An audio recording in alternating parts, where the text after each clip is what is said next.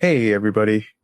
This is Michael Perez, and this is another episode on the Michael Perez podcast. This time I'm doing something a little different. I'm not interviewing anyone.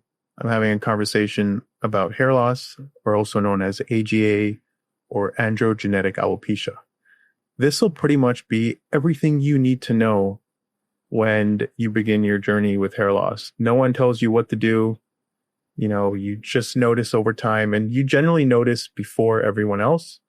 Hey, my hair is feeling a little different, it's thinner, it's receding, and you kind of jump in panic mode. Now, the problem here is that this industry is layered with garbage, and it becomes very difficult to decipher what is good information and what is absolute garbage. There's a whole marketing layer on this industry. It's a snake oil industry. And if you watch this video, you get the absolute basics of what's going on. You'll be fully equipped to navigate the process forward. So that's my objective here, to kind of give you the absolute basics. And there's a whole lot to talk about. So I'm just going to dive right into it.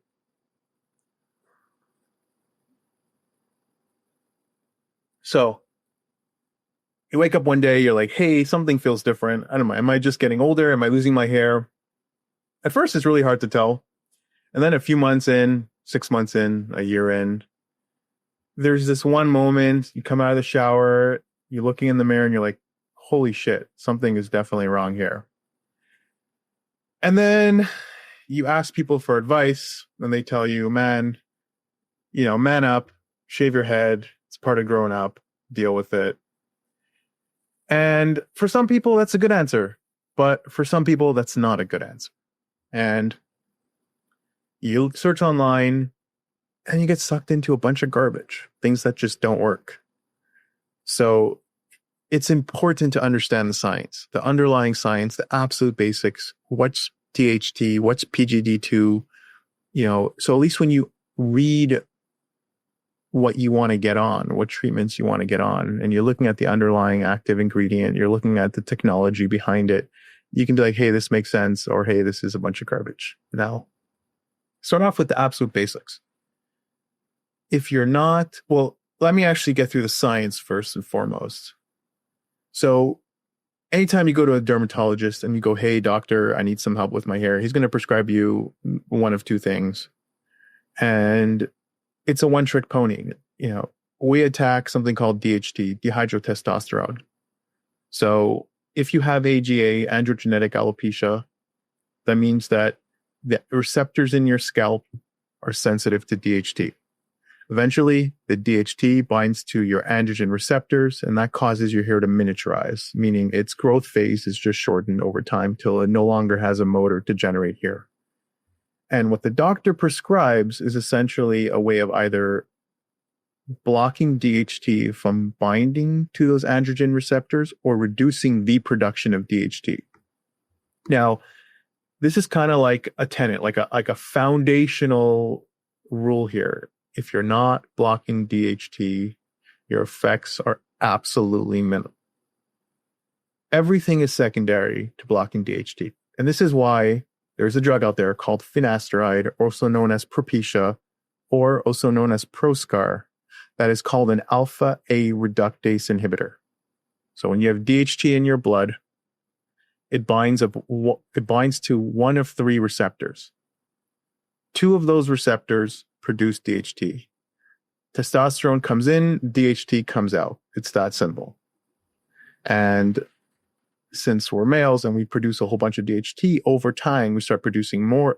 We produce a lot of testosterone, and that testosterone is free flowing in our blood. Over time, we start getting more and more DHT, and over time we become more and more sensitive to DHT. And for those who have hair follicles that are sensitive to DHT, that just becomes a problem. Now, the truth is, blocking your DHT is a great way to slow down the progression of hair loss. And for many people, it can set them back a good 10 years, 15 years, which is absolutely great.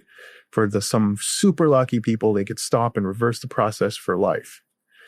And there are people who don't respond very well to it. So we'll talk about all of that.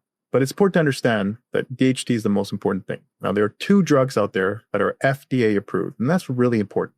That means that these drugs have been tested rigorously and they're relatively safe. And I have to preface this. I'm not a doctor. Speak to your doctor. This isn't medical advice whatsoever. I'm just a guy who's done his research, and speak to your doctor with this information and have him make a decision that's in your best interest. Now, I will say this, that when you go to a doctor, they're most likely going to prescribe you one of two things.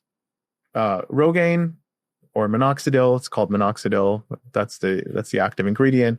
And then you have finasteride, which is the active ingredient, also known as proscar alopecia.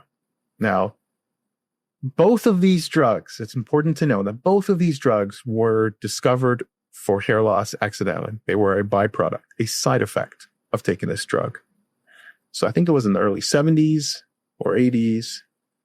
Minoxidil, which is also known as originally known as Lonitin, taken in a pill form, was approved to treat hypertension. And some people taking it, it's a vasodilator, and some people taking it were like, hey, I'm growing hair. And eventually we're like, hey, this is so effective. It's got a really small side effect profile, meaning the risks of getting side effects that are problematic are really small. And some people get itchy scalp, dizziness, lightheadedness, but it's a really small amount of people. And it's okay, great. This is, treats hair loss. Is it like a silver bullet? By no means is it a silver bullet, but it's an effective tool that you can put in your arsenal to combat the problem. And what it does, and we're not entirely 100% sure exactly how it works, but look at it this way, is it increases the blood flow to your scalp. It therefore increases the potassium flow and the nutrient flow to your scalp. Also, it makes it kinetically a little harder for DHT to bind to those androgen receptors. And there's less likely going to be miniaturization. Now, on a technical level, really what it does is it increases the growth phase, the anagen phase of your hair. Great. Now, when I told you nothing is effective without a DHT inhibitor, now we're coming to finasteride.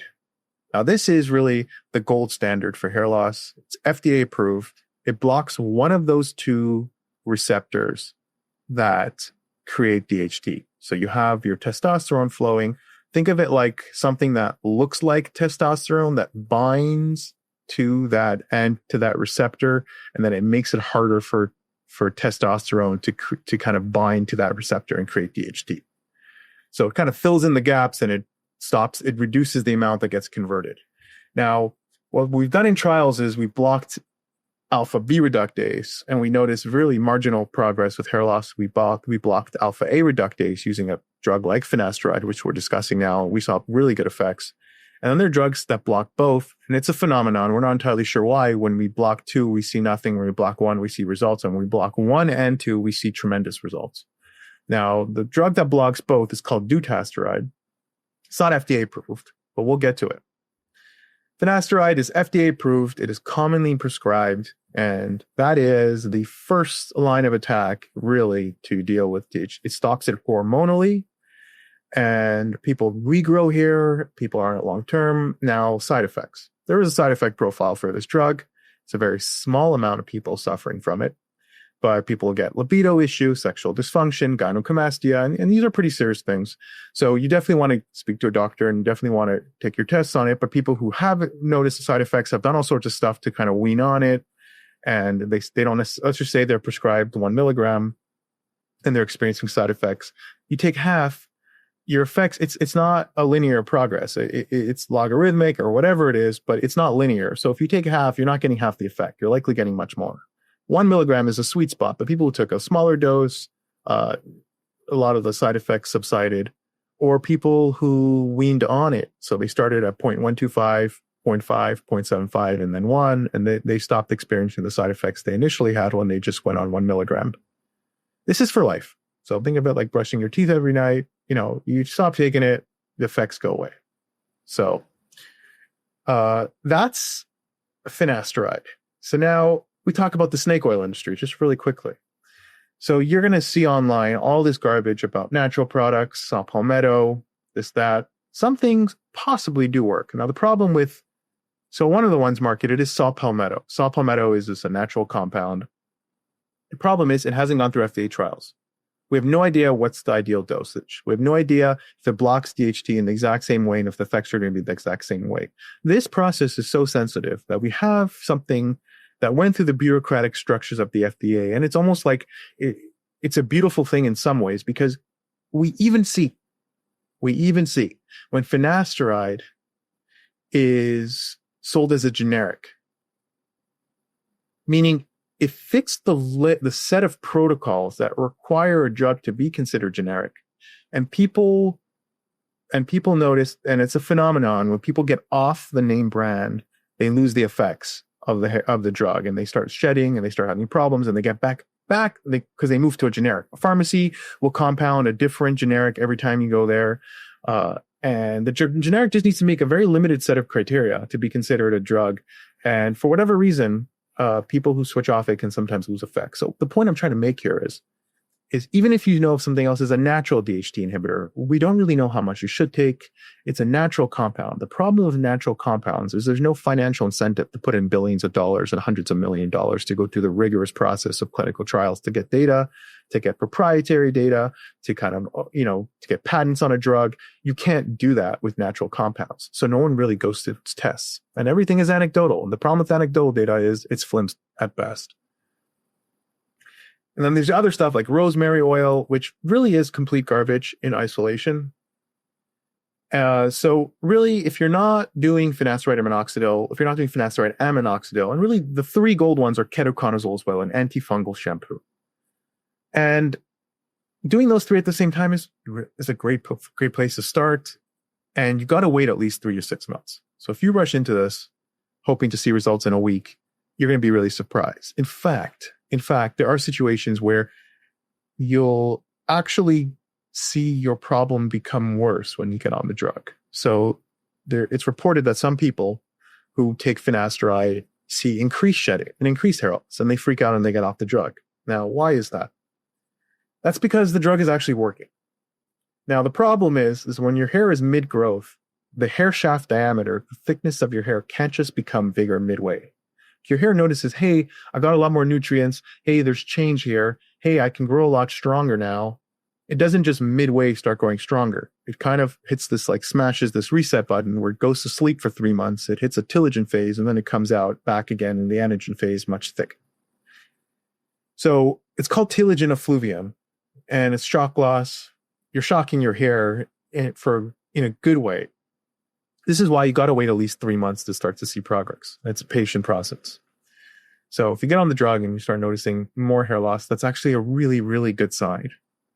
Now, and moving on to the next, FDA cleared, not FDA approved. FDA cleared is a much lower threshold, but FDA cleared is low light laser therapy. And this is kind of stepping into the limelight as of more recently. And these are just simple red nanodiodes that fire at a very specific nanometer of length. I think it's around 670 nanometers. It's red light.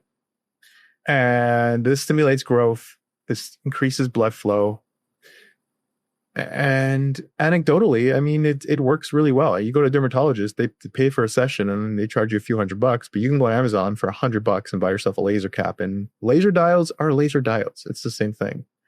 Definitely something to look into. Now,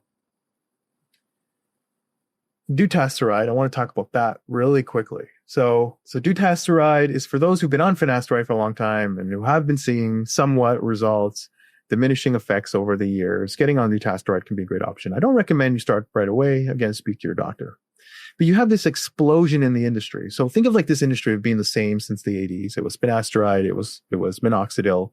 And then as of the past year or two, with the progression of companies like Hims, Hers, Keeps, Happy Head, Roots by GA. These are all companies that are having their own innovative models to kind of take this whole esoteric industry, this whole nuanced, just confusing industry, and just dumbing it down for people who don't want to get involved, who don't want to deal with the nuance, and just want to get on the drug that works. It's a concoction, essentially. Now, minoxidil, which is I told you that foam or that liquid form of minoxidil, you can buy it at any pharmacy. You don't need a prescription for it. It's women's strength, I think, is 2%. Men's strength is 5%. And men who get on it, see good results, but 5% is 5%. For whatever reason, it's harder to get stronger. These companies will give you kind of a custom formula, 7, 8, 7 up to 8% I've seen minoxidil, which is great. And they'll put all sorts of stuff in there. Now, you're seeing for the longest time, you're seeing finasteride has been taken orally and minoxidil has been taken topically and put on the scalp.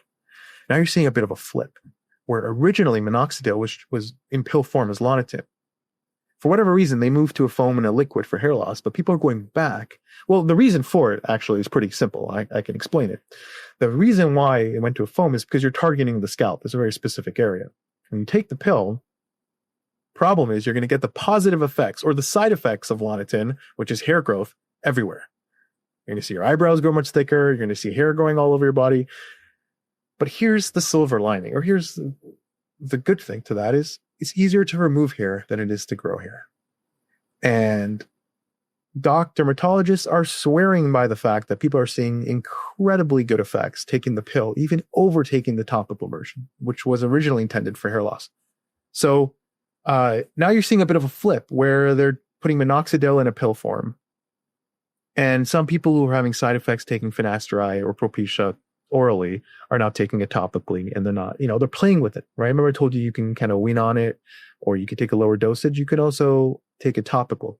The problem specifically topically is the absorption rate is slightly weaker because the molecule of finasteride it's quite big and heavy, and the absorption rate is not as strong. There are vehicles that allow you to increase absorption, and one of them is microneedling.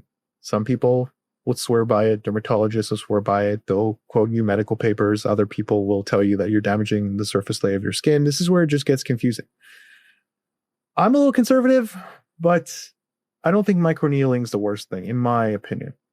0.5 millimeter, you don't want to get too deep where you cause too much bleeding and too much damage to the scalp. But the idea behind it is you're damaging the surface layer of the skin, and you're kind of setting off growth factors and healing factors and reproductive factors to your scalp, which pretty much increases the nutrients and stem cells and hair growth.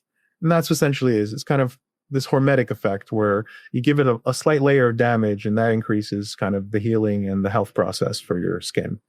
People do it for their skin. People do it for their hair. So people do derma rolling. You pretty much, it's a little bunch of little needles. You run it through your scalp. And also when you put on minoxidil or something after, it just gets absorbed a lot better. And there's studies that show that people who take minoxidil after derma rolling see a 3x effect, which is great. So we talked about derma rolling. We talked about minoxidil. We talked about finasteride. We talked about laser therapy. Talk about PRP really quickly, because we're moving kind of from the stuff you can do at home to stuff you might want to go to a dermatologist, and then we'll talk about the hair transplant world. But PRP, platelet-rich plasma. So essentially, you go to a dermatologist, they extract your blood, put it in a centrifuge, separates the blood from your platelets, your platelet-rich plasma. Sorry, it's 11:45, a little tired. Platelet-rich plasma, and then they re-inject the platelet-rich plasma back into your scalp. You do that about once every 3, 4, 5, 6 months. And it's all anecdotal for the most part. And the problem with PRP is it does work if it's done right. The problem is again, there's no real standard protocols for this. So we don't know if it's done right. Some people are just taking their money and they're really getting marginal effects. Some people are doing it correctly. So you really want to go to a good doctor if you're going to do this. But the truth is, if you're starting out your journey, you have so many more options before. The golden three is really where you want to start. Your finasteride, minoxidil, and ketoconazole. Now, with companies like Hims and Hers, they really can concoct all this stuff. Hims, Hers, Keeps, Happy Hand, Roots by GA. They really all concoct this stuff in a single compound.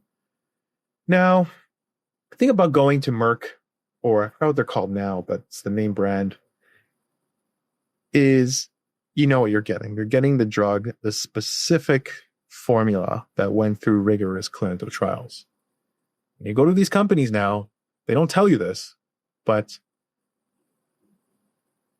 you're going to get variation in those pharmaceutical compounds. You don't know if they're sourcing these from trusted sources where they're getting these drugs from. You don't know if they're concocting them correctly. You don't know if they're putting the right formulas.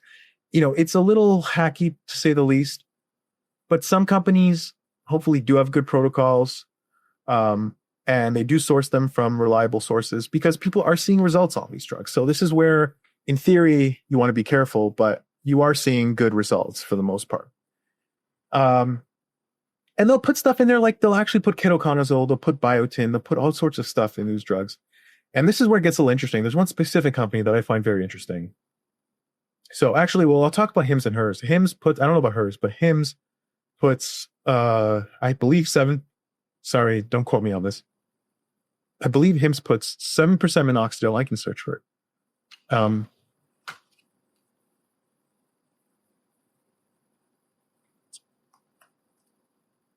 So they have several drugs out there, actually.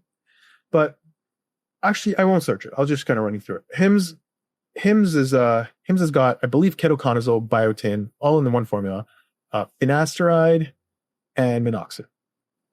So that's cool.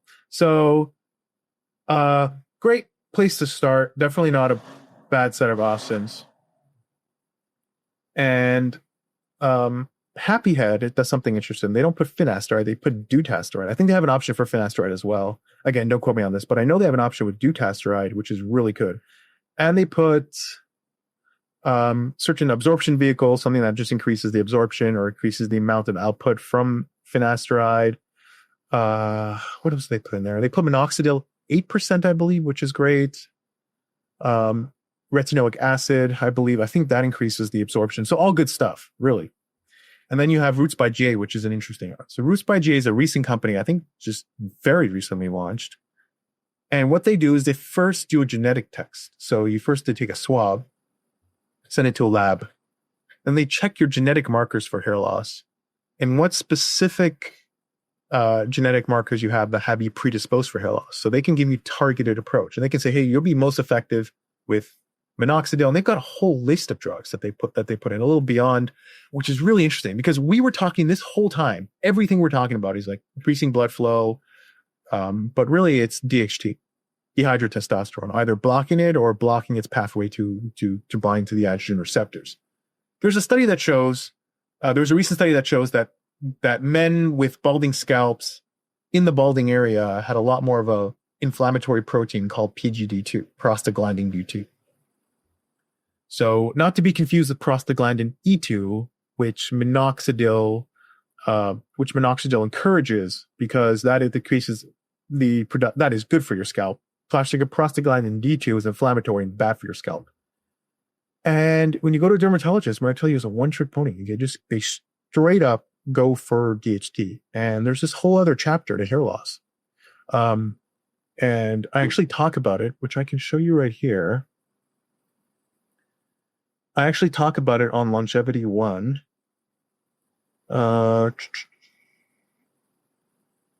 Right here. Oh, it looks like it's inverted. Well, let's forget that. Maybe another day. But Longevity 1, you can type in Michael Paris, and I have an article where I talk about the missing chapter to hair loss, which is specifically PGD2.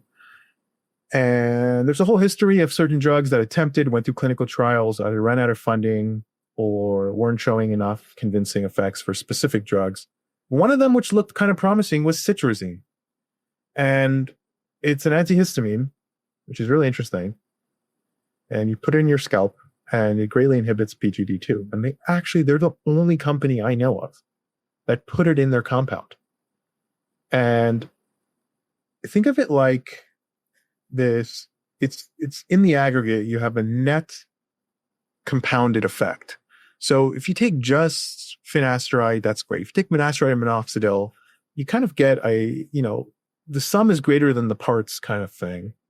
And when you attack it from all angles, you take biotin, take your vitamin E, you do your low light laser therapy, you take minoxidil, you inhibit your DHT, you inhibit the amount of DHT you produce, you stop the DHT from binding to your androgen receptors, you reduce your inflammation. You can be amazed by the kind of results you get from this process. So Roots by GA is definitely something you should look into.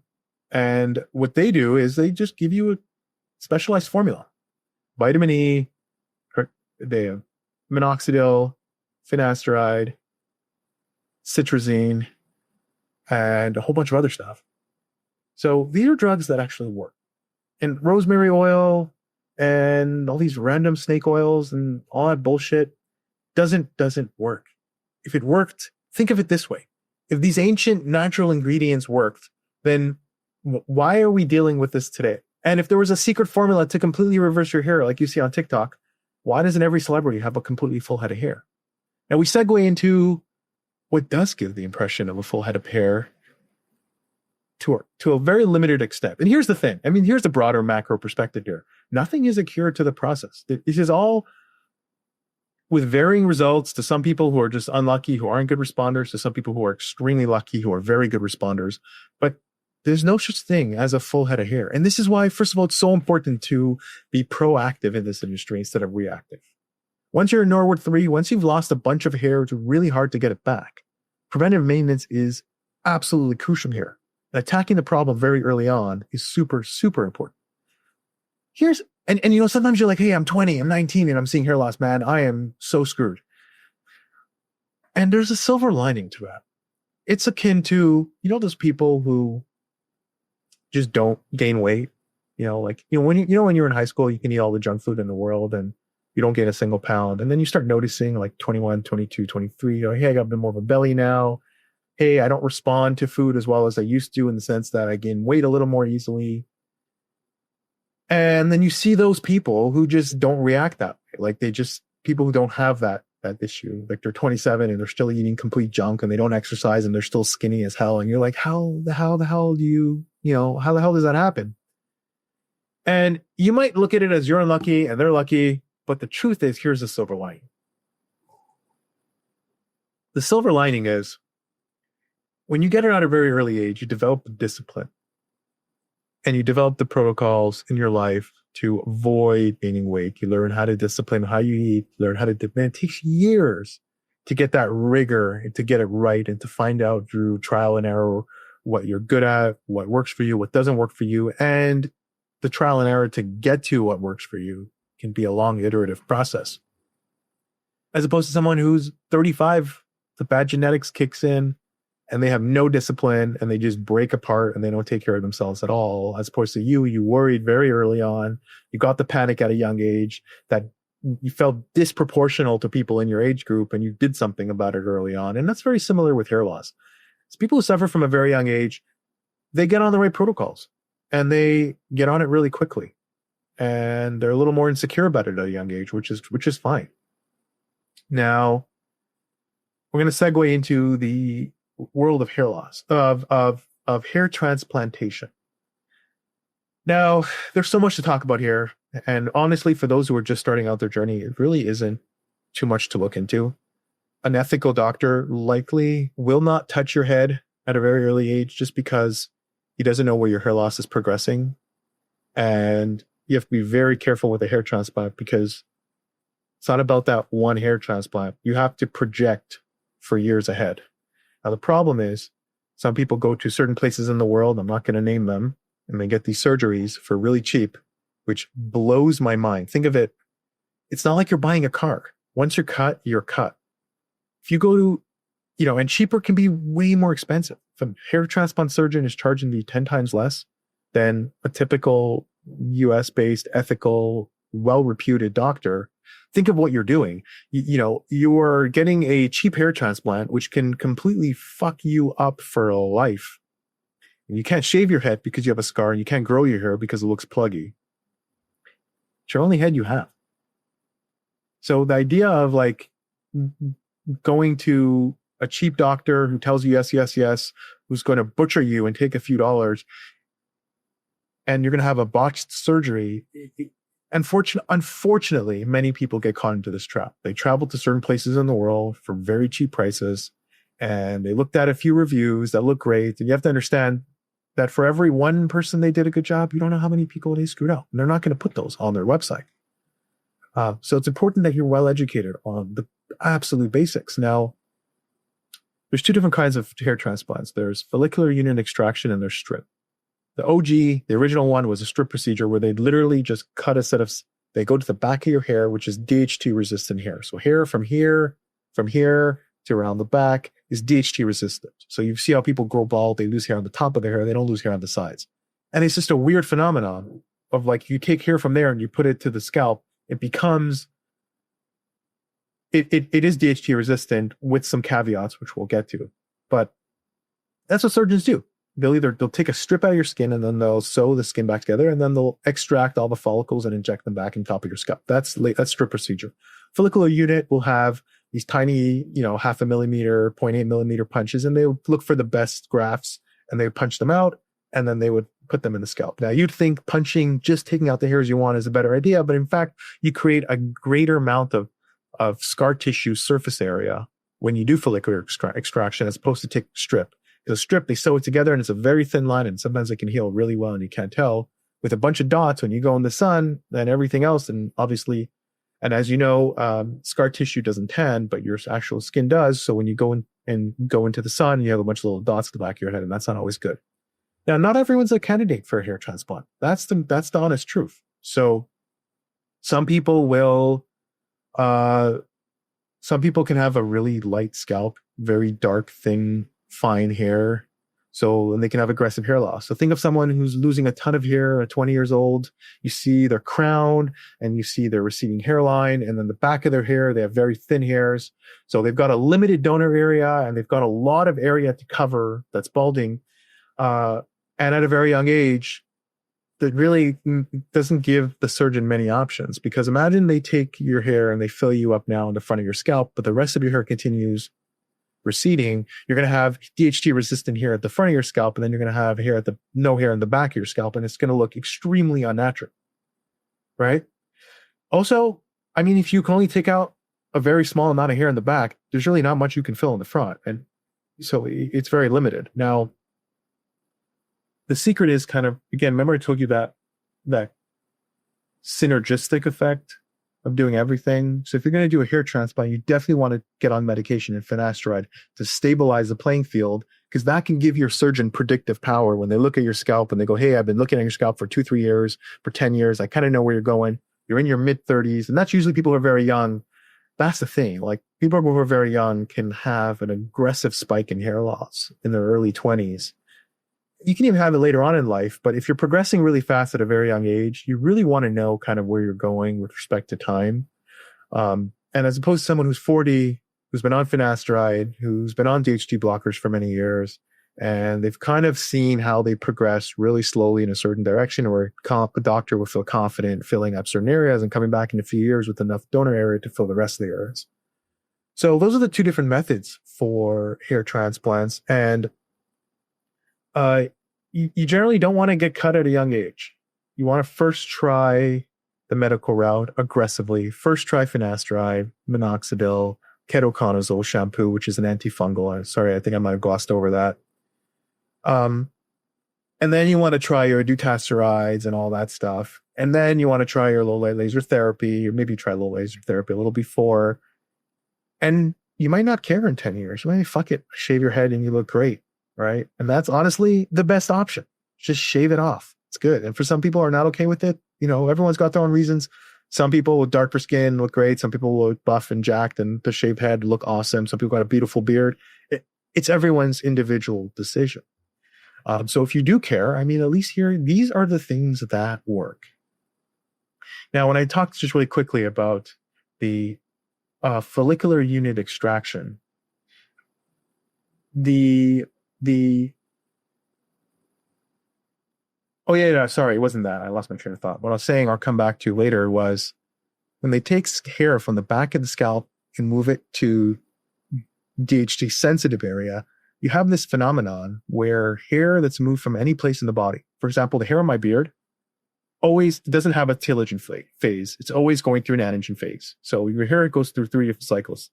Telogen, your hair on your scalp goes through 3 different cycles. It goes through telogen, catagen, anagen phase, and it cycles between the 3, right? Hair on your beard always is in growth phase, doesn't sleep.